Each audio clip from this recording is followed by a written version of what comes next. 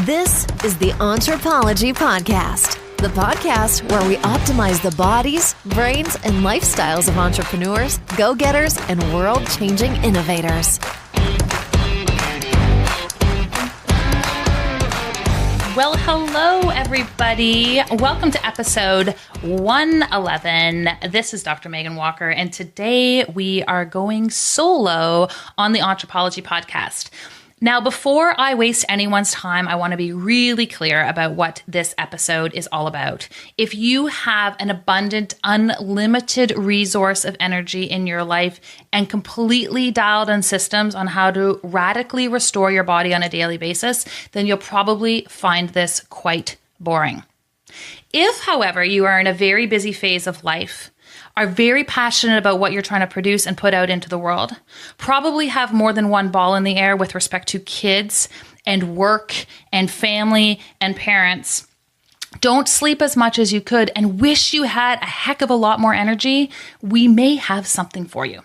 For the next 30 minutes or so, I'm going to talk to you about something that we have developed in our clinic. It's called the Radical Restoration System, and I'm going to take you through the 3 R's that I use with my patients to help them renew, recover, and restore their body on a daily basis. This, I will be honest, is a work in progress for me too, because I also have all of these balancing acts that I am trying to cater to in my life. But if we do this the right way, I'm going to share with you some tactics and some tidbits and some cool tools that I'm using in my own life as well as with my patients to give people more energy. We don't get more time in the day. There's no one we can negotiate with to be able to achieve that. We can, however, with a few tweaks to our lifestyle, to our mindset, and to the way we have always dealt with recovery, tap into a whole new world of physiological and energetic abundance. If that sounds like something you're interested in, then let's hang out. Okay, everyone, listen up. We have got to talk about something massively important to your health, to your business, to your family, to your purpose. It's something we have all been doing wrong and thinking about in the wrong way. And that is rest and recovery.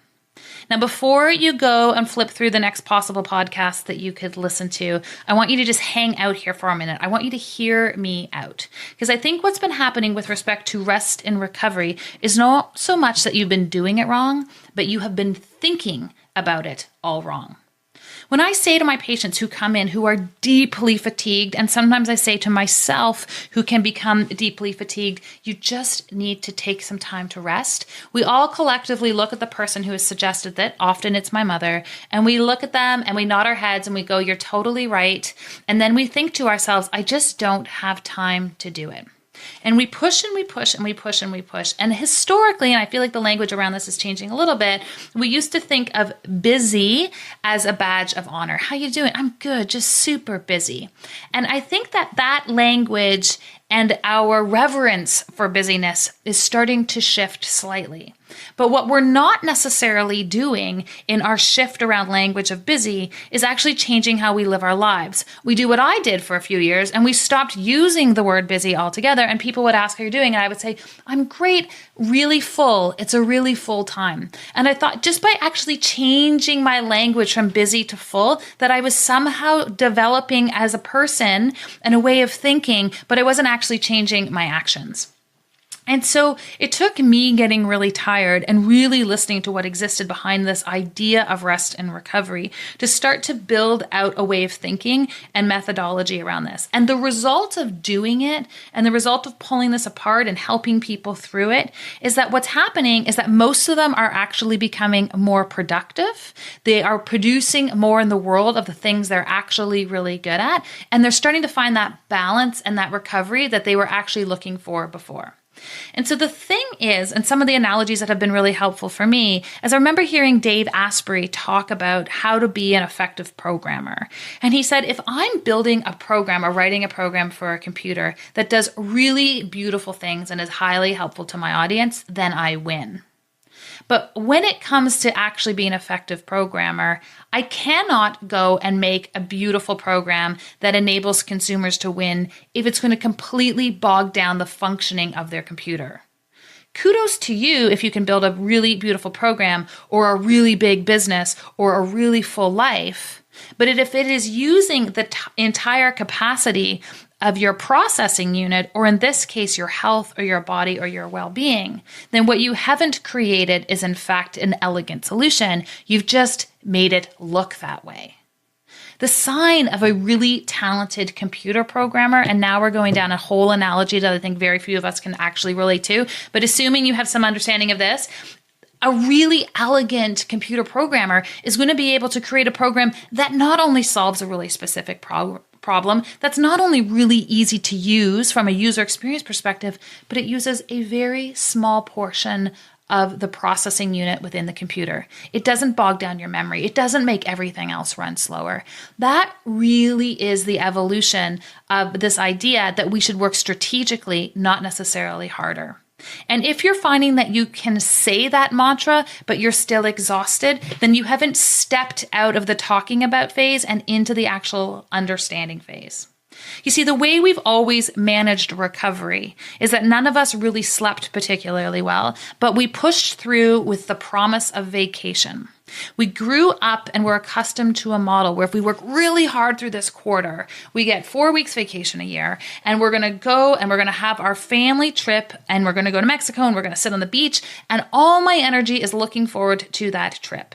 And then we get to our trip in Mexico, and if your kids are really young and you're running around with them, you realize you didn't actually recover at all. But you get to Mexico, you get to the beach, and you spend the first 4 days in your room because you were sick, because you crashed. And then you kind of recover a little bit. You have a little bit of sunshine and fun, and you hop right back onto the wheel again. That was a model that came out of a business model where we give people a few weeks vacation a year because they ask about it along with their benefit packages. But what we're actually understanding is that kind of model of rest and recovery isn't in alignment with how we operate physiologically. And it is definitely not in alignment with what we need to be doing as innovative entrepreneurs and go-getters. So let's look at this a different way. When I ask you when you are most productive, when are you in your highest state of creativity, it's usually actually after you have come out of a period of more prolonged rest. Maybe it was the 10-day or 2-week vacation where by the end, you're almost itching to get back into it. You've got ideas that are starting to flow and percolate. You are reinvigorated. And usually when you come through one of these periods, and I'm going to call them a state of radical restoration, that is usually deep, and it's usually at a destination, and it's usually with distinct boundaries. When we come out of those phases, that's usually when we are at our absolute best as entrepreneurs. And when we are at our absolute best as entrepreneurs, that's usually when we drive our business forward with the greatest degree of momentum. And so imagine a model where you don't necessarily dangle the vacation as the carrot at the end of a hard quarter, but imagine you started a hard quarter coming out of a state of radical restoration. Imagine you started having to put your thing out into the world in your highest state of creativity. That's what I want you to do when we talk about how do we restore deeply, the methodology that we have at Entrepology related to radical restoration.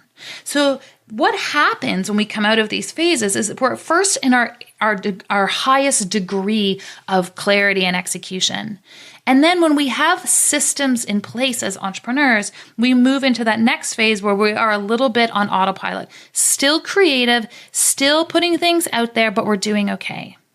And then we move into that third phase, and that third phase is the result of the fact that we are human. And that third phase is where we move out of autopilot and we move into a reactionary state.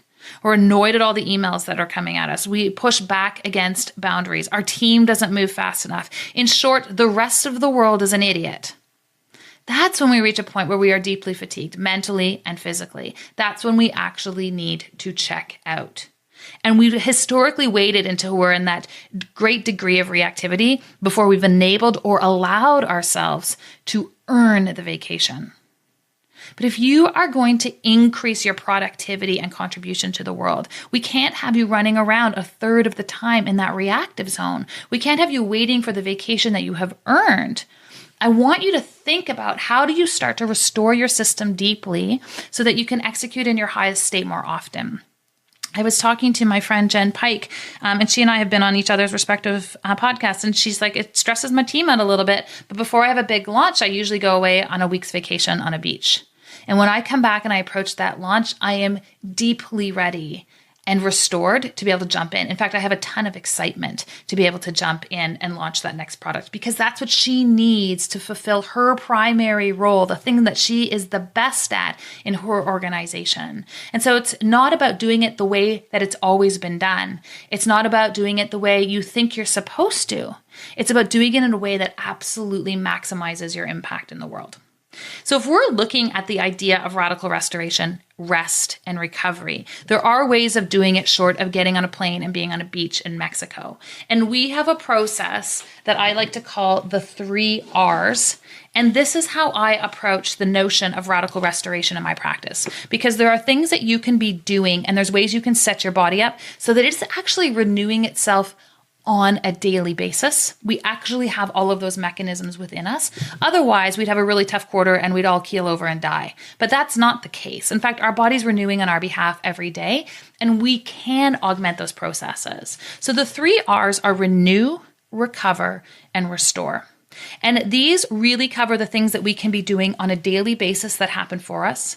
They cover the things that we can be doing and the habits we can be engaging in that maximize that restorative process in our bodies.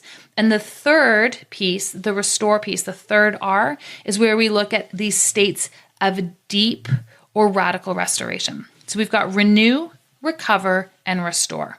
Let's start with renew. On a daily basis, your body is renewing.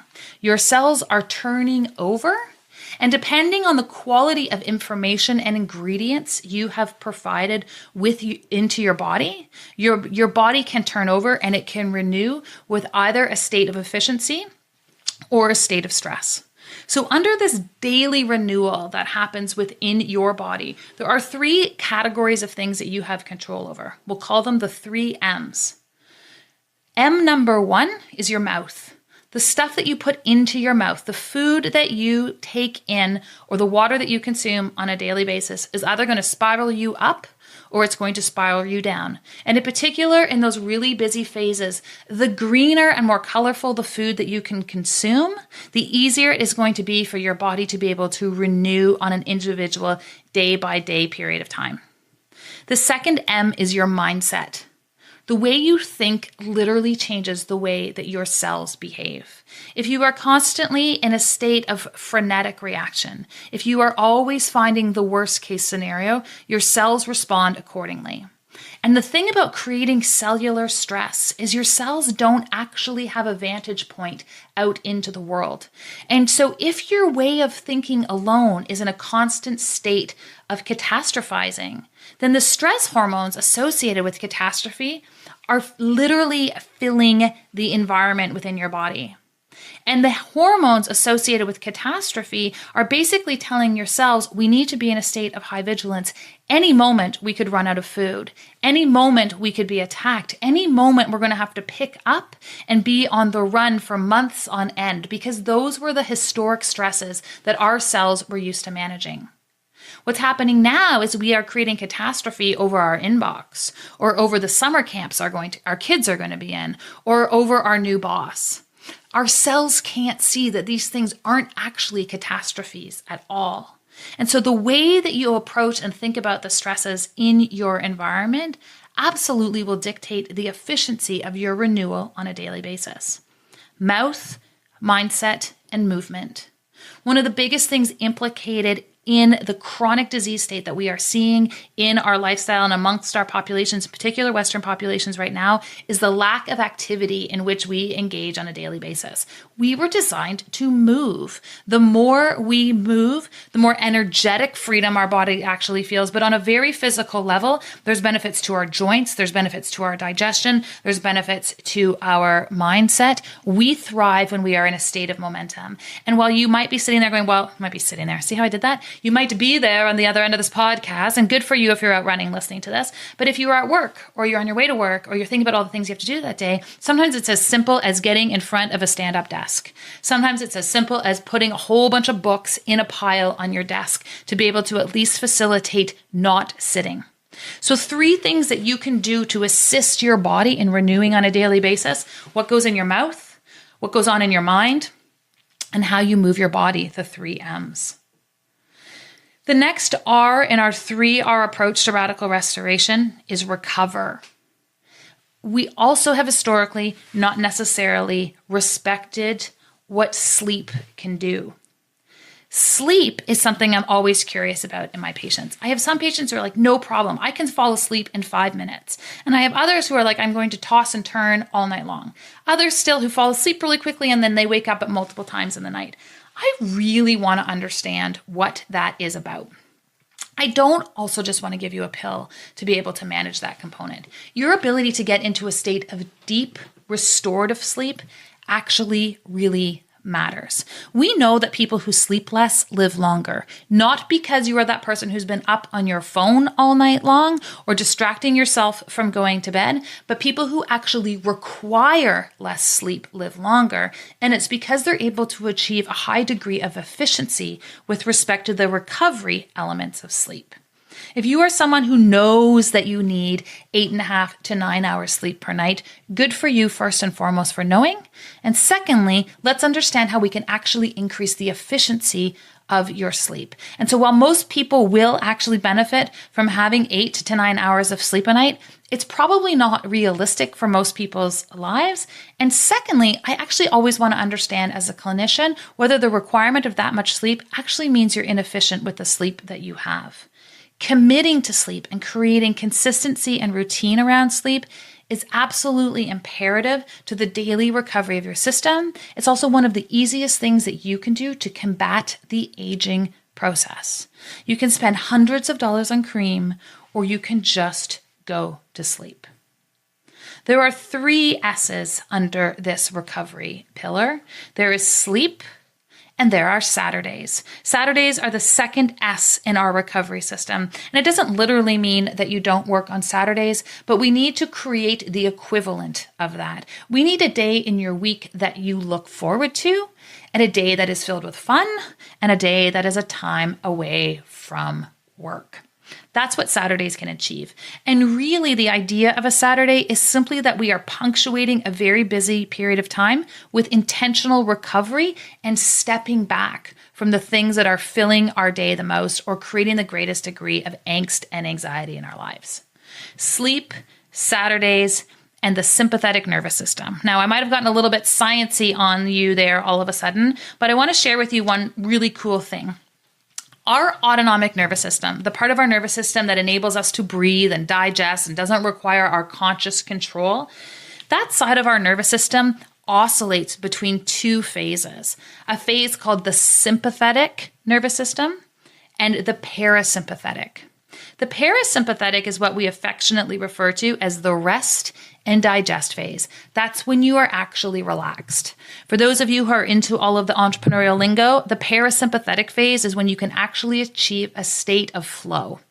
That's when you're so in the zone, is another way of putting that you can actually create or write or produce or do whatever it is that you do in the world without a high degree of effort. You are literally in the zone. You're in a state of flow. That requires that your nervous system is in that parasympathetic state.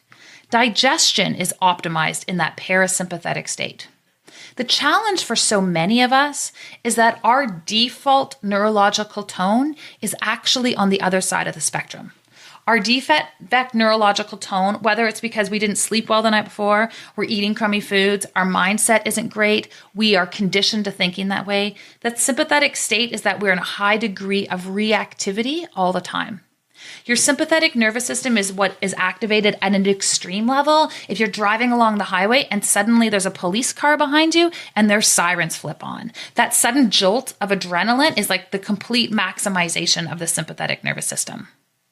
Another time you might remember your sympathetic nervous system being in a high degree of engagement is in the last 5 minutes of an exam at university when someone rings the bell to let you know there's 5 minutes left and you flip the page and realize there's 50 questions left to complete.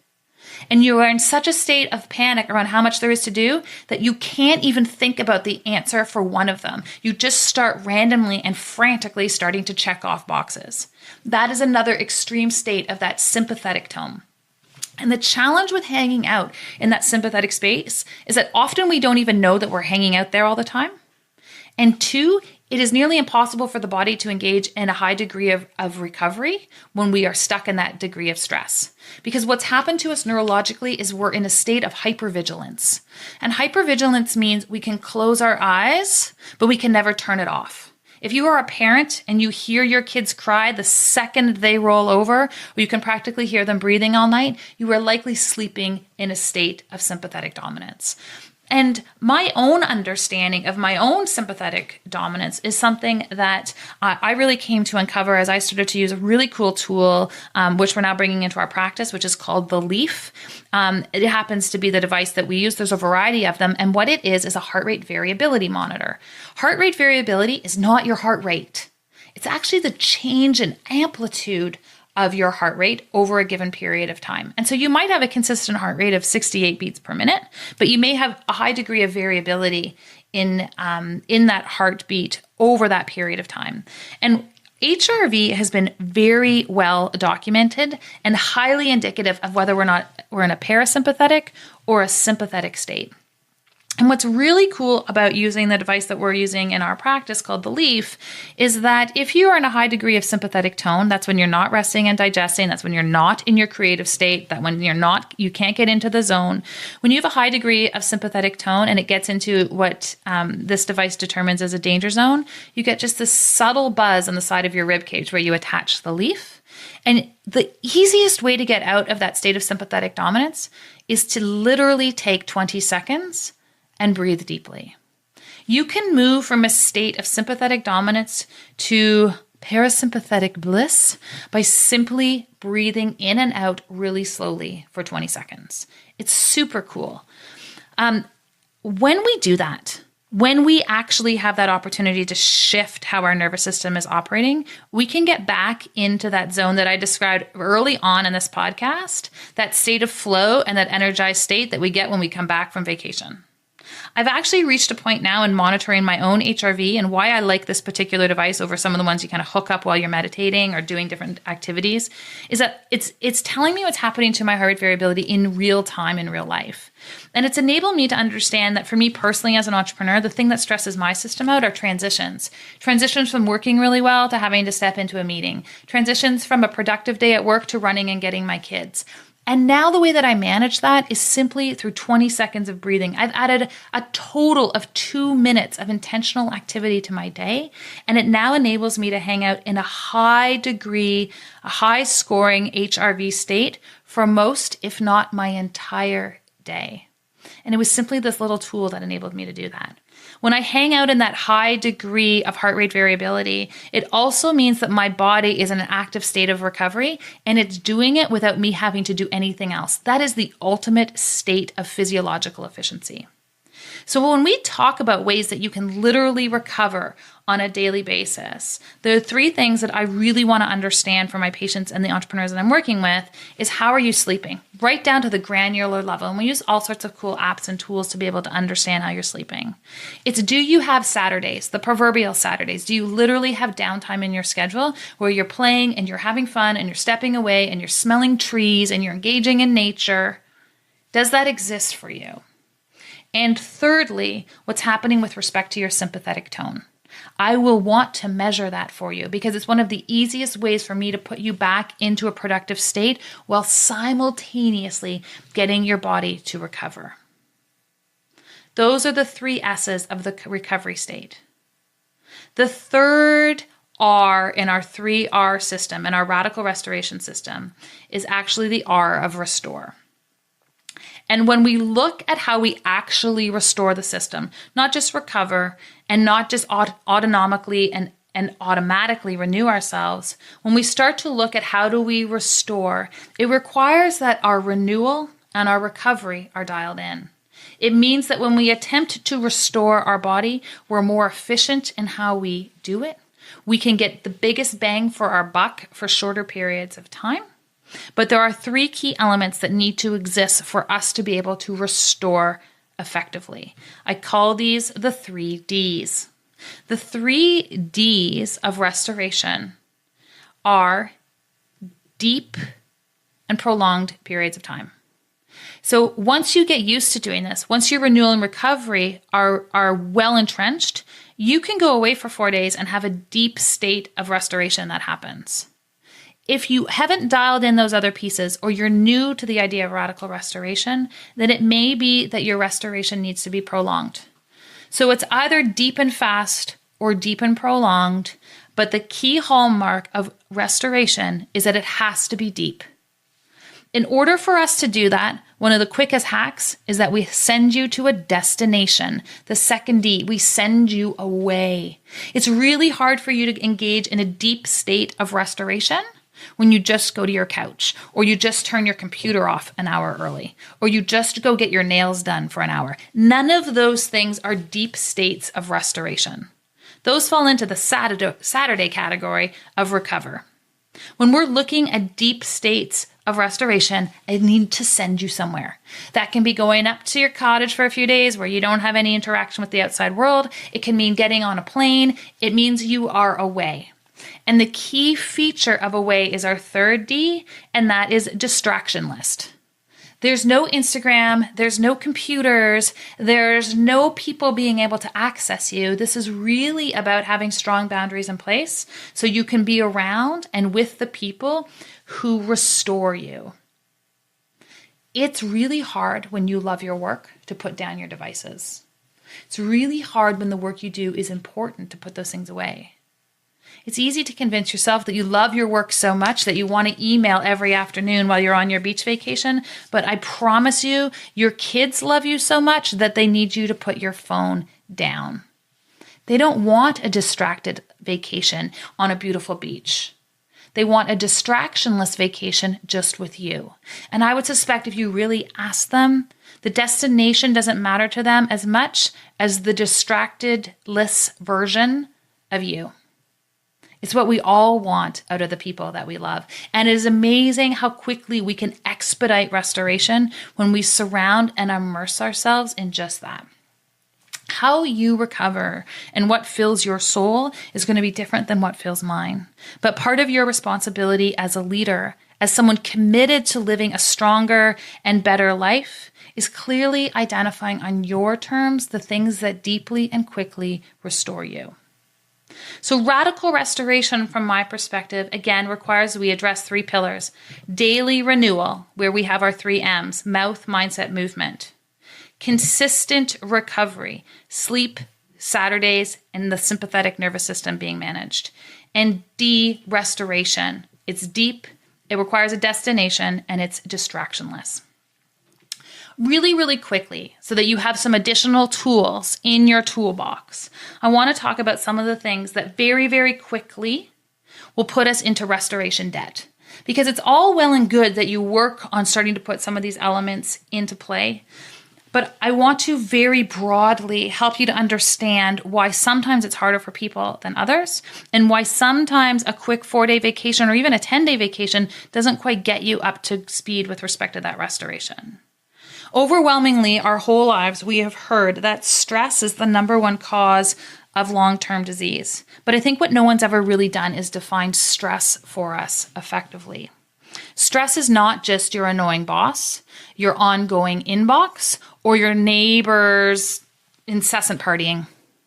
Stress is not just a poor management of your finances. In short, stress is not just an emotional burden.